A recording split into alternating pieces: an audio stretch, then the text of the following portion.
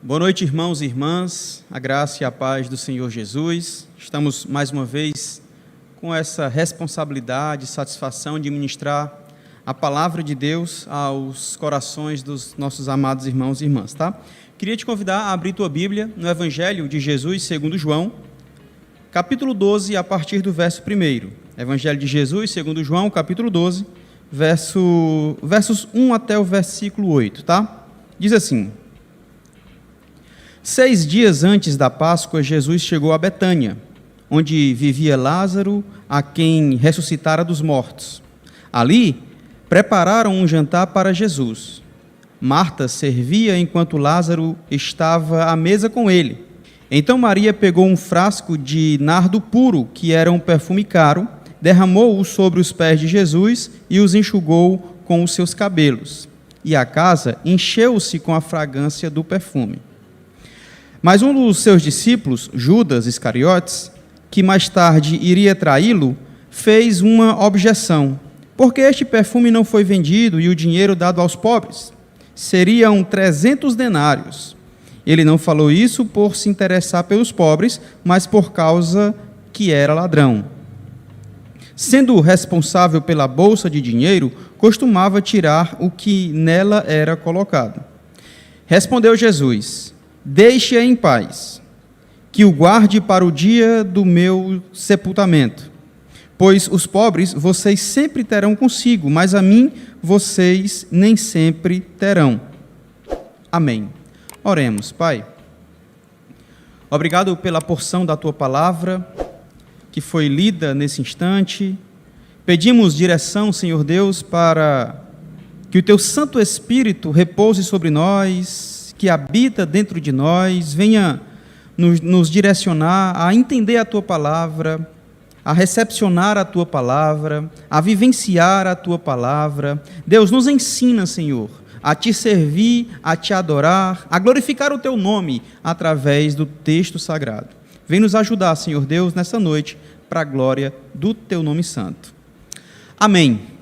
Olha só, esse texto, ele está falando de um momento onde Jesus é recepcionado em Betânia, em uma família onde ele tinha bastante consideração, amava Lázaro, Maria, Marta, e ali eles participam de um banquete, de um jantar de comunhão.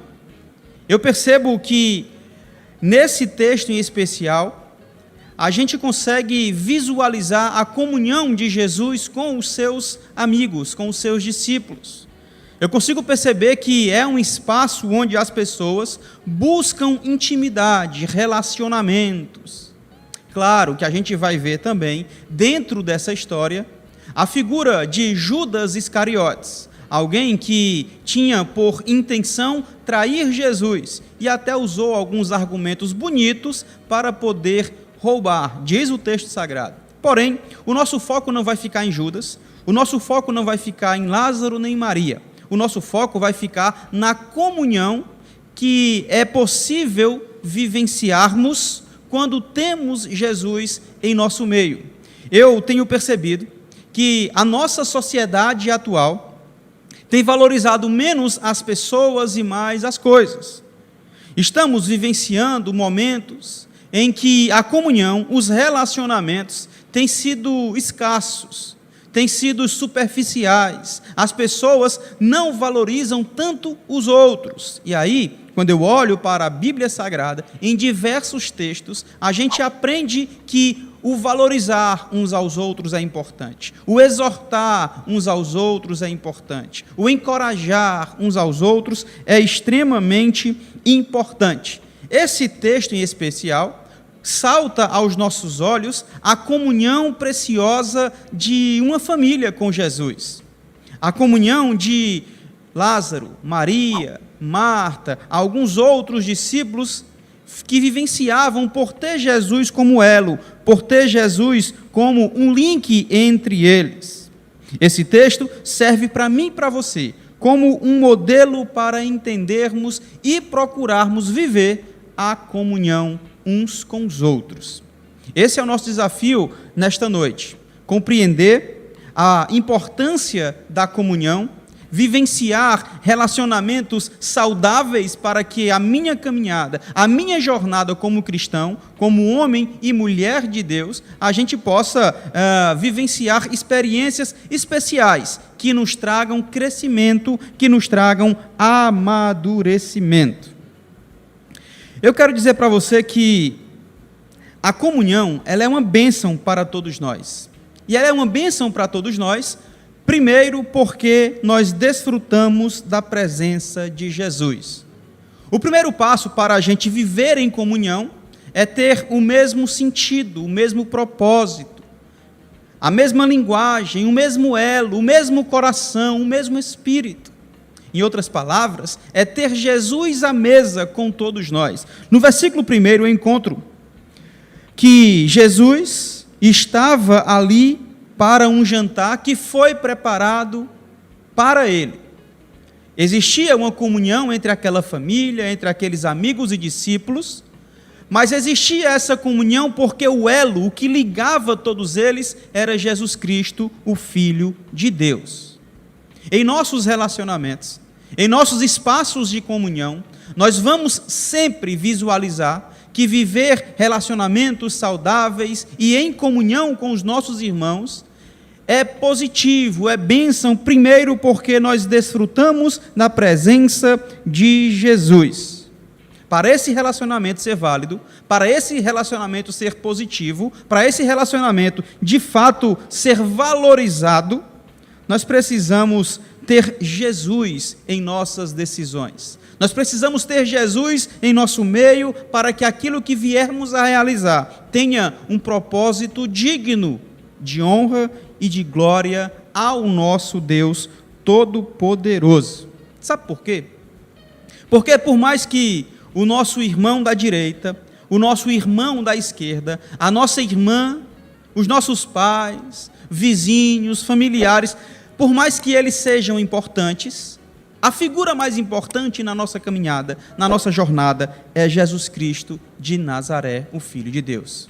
Portanto, tudo o que viermos a fazer, e quando formos olhar para a coinonia, eu preciso ter Jesus como o elo, ter Jesus como o link, aquele que junta, une os nossos corações. A comunhão é uma bênção, primeiro porque nós desfrutamos da presença de Jesus. Versículo 1. A comunhão é uma bênção porque é um lugar de cura. Ainda no versículo 1, o texto vai dizer que apareceu ali, chegou até ali, Lázaro, a quem Jesus ressuscitara dos mortos.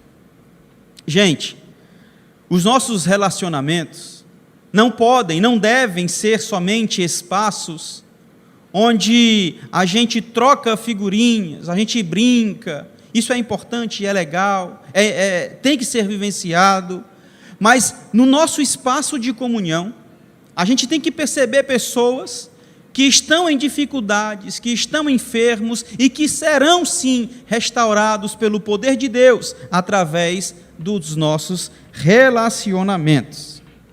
É interessante que naquele banquete, o Lázaro, que em outro momento estava enfermo, na verdade já era morto, já havia saído da vida. Ele, naquele momento, capítulo 12, ele chega totalmente limpo e curado, totalmente transformado e restaurado. Porque em um espaço de comunhão, quando temos a presença de Jesus, quando desfrutamos de Jesus Cristo, a cura chega em nossos corações. Lázaro era testemunho vivo do poder de Deus através da comunhão. Portanto, eu e você devemos, constantemente em nossos relacionamentos, em nossos grupos pequenos, em nossos departamentos ministeriais, encontrarmos enfermos para buscarmos em Deus uma solução para aquela enfermidade. Sim, a comunhão traz cura, a comunhão traz restauração, a comunhão transforma a vida do homem e transforma a vida da mulher. Claro que, como eu falei no início, o elo de tudo isso é o próprio Filho de Deus. O elo de tudo isso é o Deus Todo-Poderoso. Porque antes de mais nada, eu e você temos as nossas vidas marcadas pelas doenças, em especial a mancha do pecado. Mas quando nós encontramos com Jesus, quando nós conhecemos o verdadeiro Evangelho, o Jesus Cristo nos transforma a partir do nosso caráter, limpa e nos purifica por completo, nos trazendo a cura total do pecado. Tem pessoas em nosso meio, em nossos relacionamentos, que estão atravessando dificuldades, enfermidades, lutas terríveis. E muitas vezes, eu e você ficamos de braços cruzados. Não procuramos saber os motivos, os porquês. Nós somos desafiados, a partir do texto sagrado, a buscarmos esses irmãos que estão doentes. Principalmente, meu povo, em tempos de pandemia, não pelo vírus da Covid em si, mas pela solidão, mas pelas perdas que aconteceram aí em todas as áreas, materiais, familiares, emocionais. Eu e você, como filhos de Deus, temos o compromisso com o Evangelho de buscar essas pessoas, trazer para próximo de nós, apresentando Jesus Cristo, para que essas enfermidades sejam curadas, restauradas, e essas pessoas voltem a viver uma vida plena, como foi, por exemplo, no caso de Lázaro, no versículo 1. Ele estava em outro momento morto, enfermo, em dificuldade, não tinha mais saída nem solução. A partir de Jesus, ele teve a sua vida restaurada e transformada. A comunhão, a koinonia, é uma bênção, primeiro porque nós desfrutamos da presença de Jesus. É uma bênção também porque é um lugar de cura, é um espaço onde a gente abre o coração, se liberta daquelas amarras que nos prendem verdadeiramente. Além disso, a comunhão é uma bênção porque é um lugar de humildade. No versículo 2, vai dizer que ali prepararam um jantar para Jesus, e Marta servia enquanto Lázaro estava à mesa com ele. Essa comunhão que nós devemos viver e vivenciar constantemente, além de tudo isso que nós já falamos, e esse cenário que nós já apresentamos, também deve nos desafiar a servir Jesus de todo o coração, servindo aos nossos irmãos. Não dá para a gente conceber a possibilidade de um cristão, de uma cristã, que diz servir a Deus, mas não tem coragem de servir aquele que está ao nosso lado. Como é que a gente pode dizer que ama a Deus? Como é que a gente pode dizer que confia e acredita em Deus, se aqueles que estão do nosso lado, a gente não tem um olhar verdadeiro, sincero, um acompanhamento mais caloroso? A comunhão, ela é uma bênção para a igreja. Ela é uma bênção para a igreja porque é um espaço de humildade, onde a gente serve de todo o coração. Quando nós vivenciamos a verdadeira koinonia, quando nós vivenciamos a verdadeira comunhão com os nossos irmãos, dispostos a aprender, dispostos a ensinar, dispostos a caminhar juntos e crescer juntos, os aflitos são consolados. Aqueles que estão angustiados, através da palavra no grupo, nos relacionamentos, na igreja, essas pessoas são aliviadas das suas dores, das suas lutas. É justamente no espaço de comunhão, na igreja, no grupo pequeno, nos departamentos, que os rejeitados são acolhidos. É muito fácil a gente apontar e acusar por algum e qualquer motivo, quando na verdade o nosso desafio é acolher essa pessoa que está precisando de ajuda.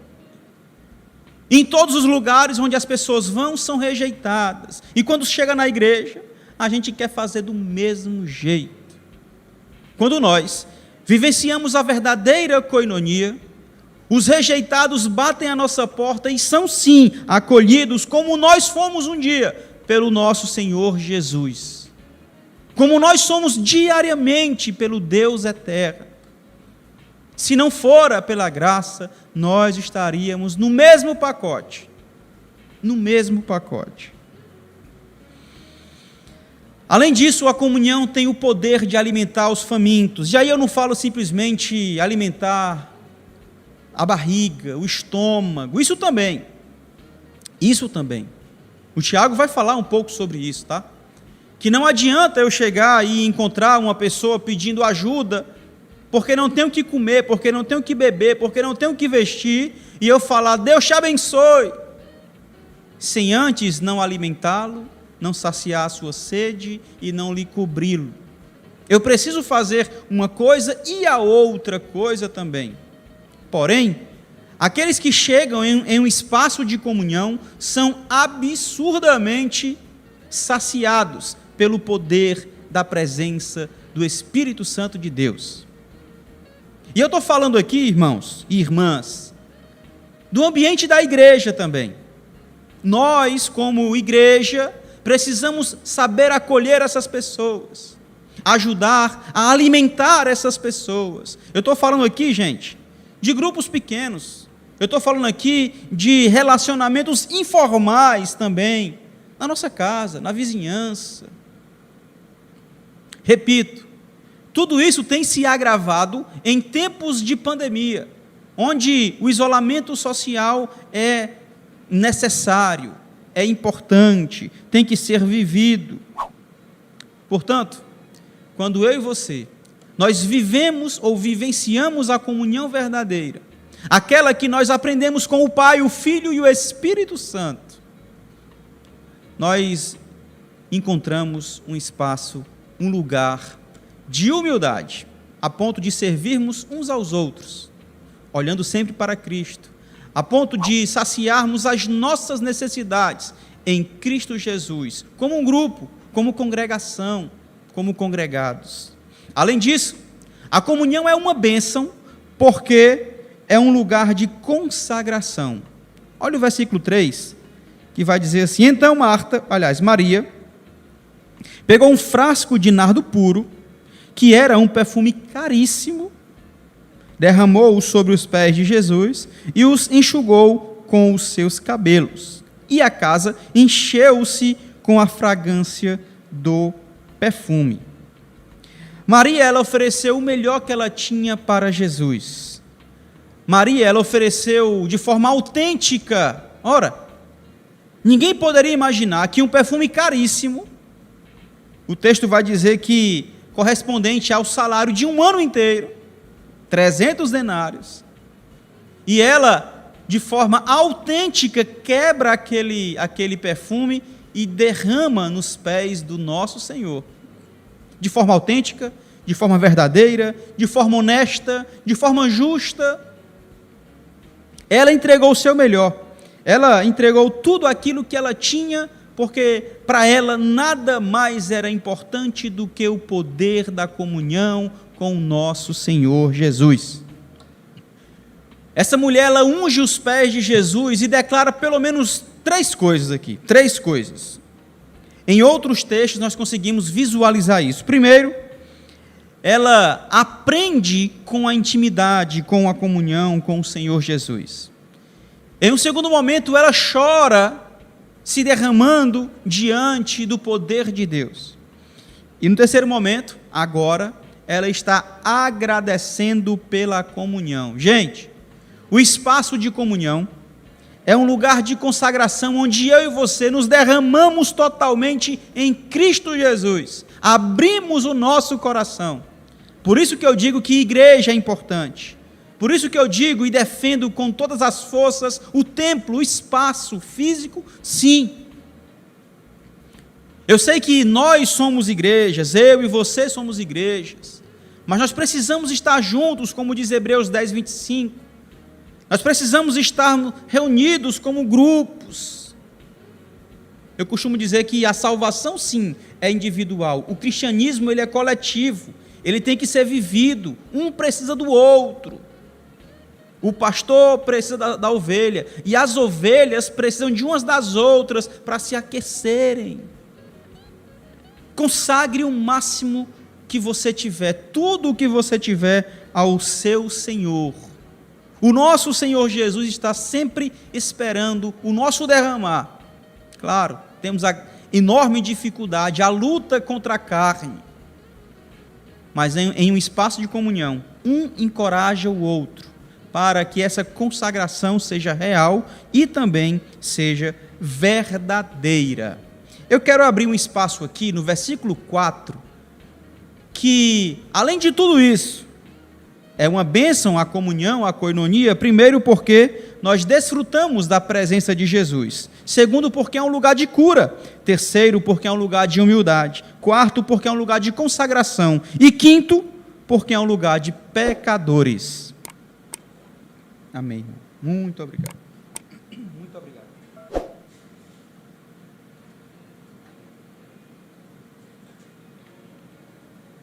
E quinto, porque é um lugar de pecadores. Olha o versículo 4 em diante, o que é que vai dizer?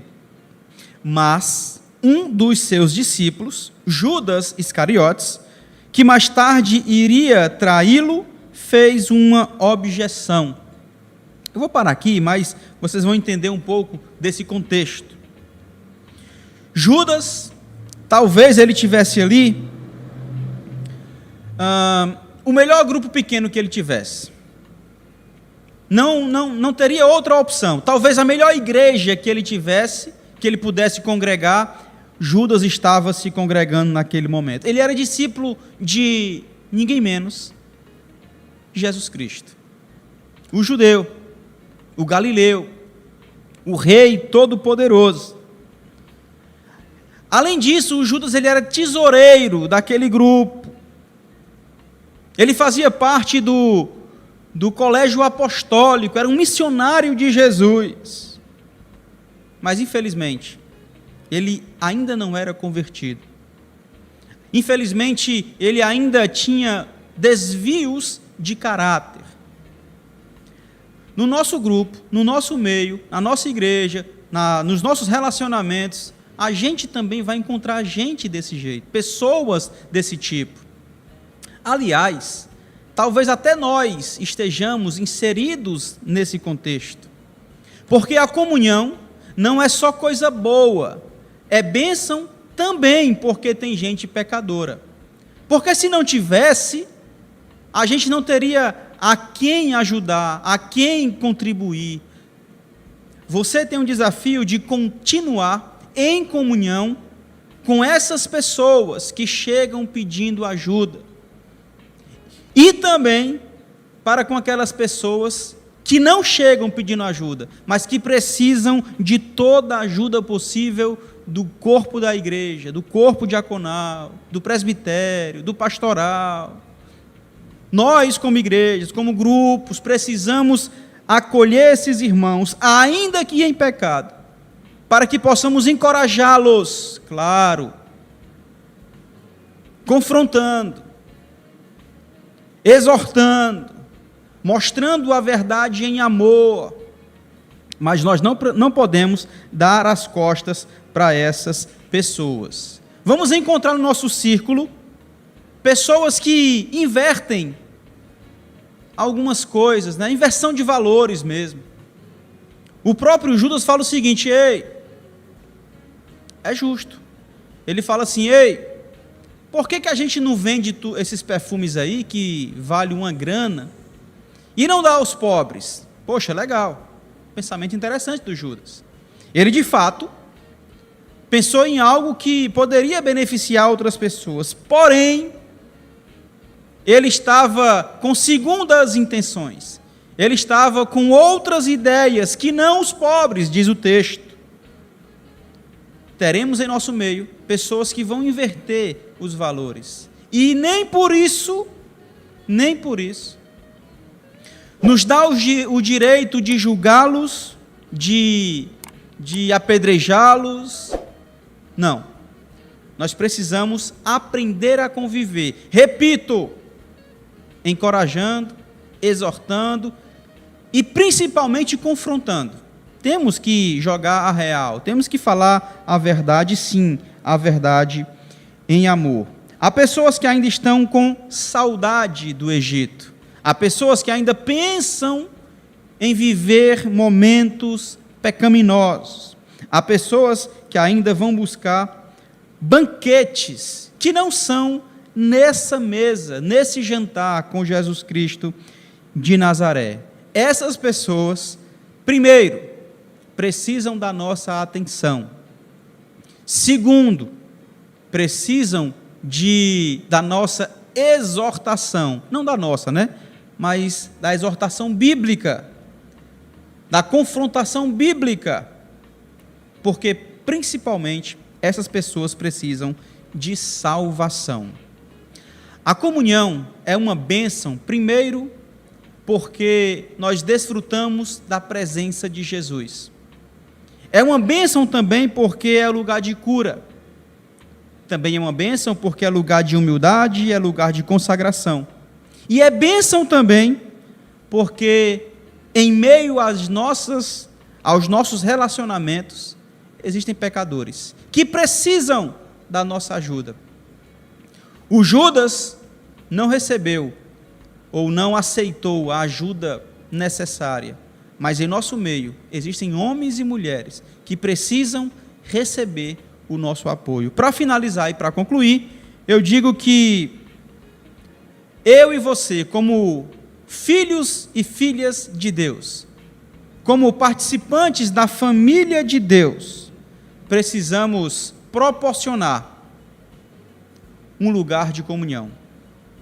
Tá certo? Você que está me ouvindo agora, você que está me ouvindo, eu e você, nós precisamos proporcionar um lugar de comunhão, um lugar de vida, um lugar de restauração, um lugar onde Deus possa reinar, onde Ele de fato seja o primeiro, onde Ele de fato seja a prioridade, onde Ele possa ordenar a bênção sobre os nossos relacionamentos. Um lugar onde Deus de fato possa estar conosco, onde Ele queira estar conosco.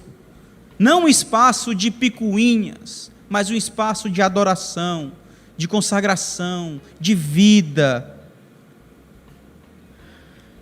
Não se assuste ou não se ausente como Tomé.